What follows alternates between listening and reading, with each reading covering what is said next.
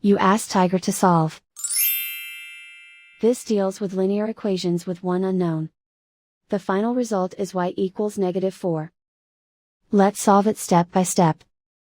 Simplify the expression. Group the coefficients. Convert the integer into a fraction.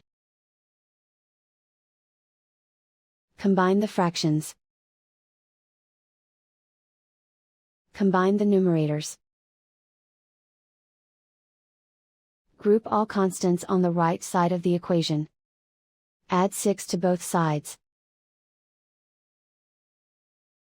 Simplify the arithmetic.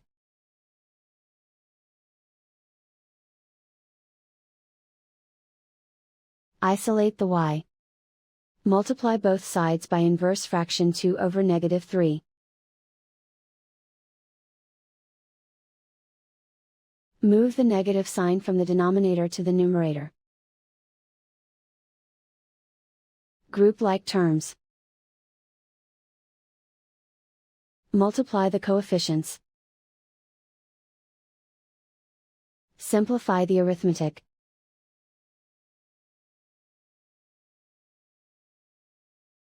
Move the negative sign from the denominator to the numerator.